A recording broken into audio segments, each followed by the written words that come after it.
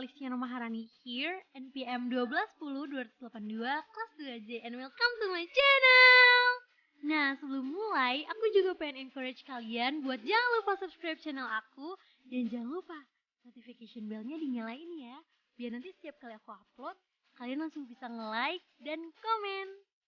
Mungkin di minggu ini kalian udah ngelewatin hal-hal yang berat banget, mulai dari tugas kuliah yang banyak banget, sampai dengan mungkin hal internal yang gak bisa diceritain ke orang lain.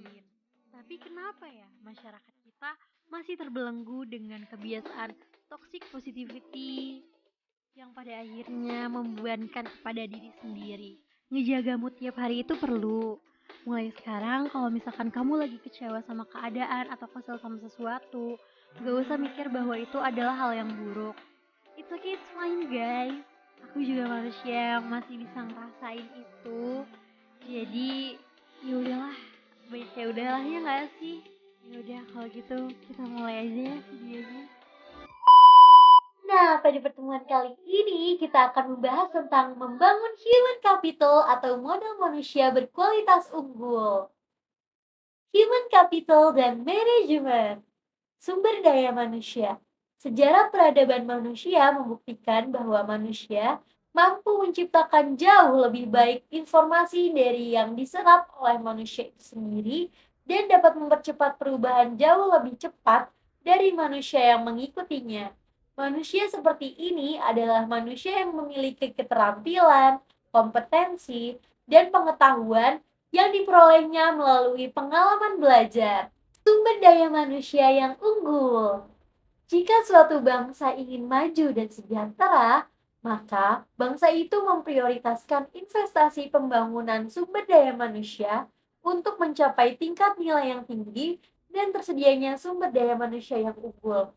Penekanan nilai ini membantu manusia lebih kreatif, produktif, dan mampu menyelesaikan masalah yang dihadapi dan bekerja keras dengan komitmen dan dedikasi tinggi didukung dengan integritas tinggi. Investasi pendidikan untuk sumber daya manusia yang unggul.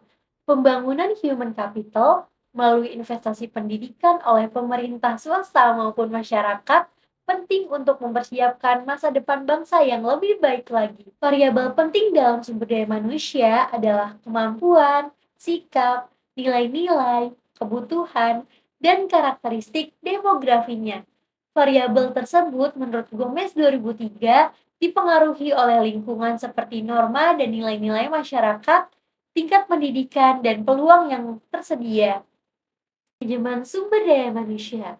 Sifat sumber daya manusia selalu berkembang atau dinamis, baik jumlah maupun mutunya.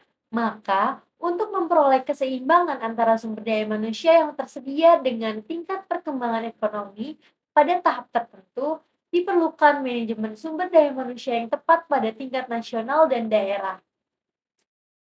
Penekanan kualitas sumber daya manusia. Yang pertama, kualitas spiritual, meliputi aspek iman, takwa, dan moral. Yang kedua, ada kualitas masyarakat dan berbangsa termasuk kesetiakawanan sosial, rasa tanggung jawab, dan disiplin sosial. Yang ketiga, ada kualitas kekaryaan yang meliputi faktor pribadi yaitu kecerdasan, pengetahuan, keterampilan, dan mandiri. Faktor lingkungan dalam organisasi seperti situasi kerja dan kepemimpinan. Faktor luar organisasi seperti memahami nilai-nilai sosial dan ekonomi. Kebutuhan sumber daya manusia di Indonesia. Dari pandangan di atas ditegaskan, sumber daya manusia yang diperlukan di Indonesia adalah orang yang cakap, dapat dipercaya, memiliki motivasi tinggi, memiliki kemampuan dan kecakapan, menciptakan iklim hubungan yang produktif, dan mengembangkan iklim kerjasama yang solid. Gimana cara mempersiapkan generasi emas atau gold generation? Anak yang sehat dan cerdas merupakan bibit generasi emas di masa yang akan datang. Bakal atau aptitude adalah benih dari suatu sifat yang baru akan tempat jika ia mendapat kesempatan atau kemungkinan untuk berkembang.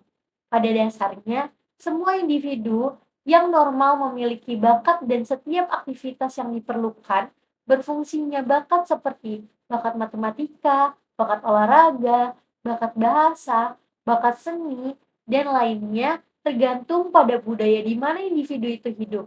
Sebagai generasi yang berbakat dan bertalenta, perlu disediakan strategi dan fasilitas yang dapat memaksimalkan batas dan talenta mereka agar benar-benar menjadi generasi emas yang bermanfaat bagi pemerintah dan masyarakat luas, guna meningkatkan kualitas kesejahteraan dan kualitas peradaban.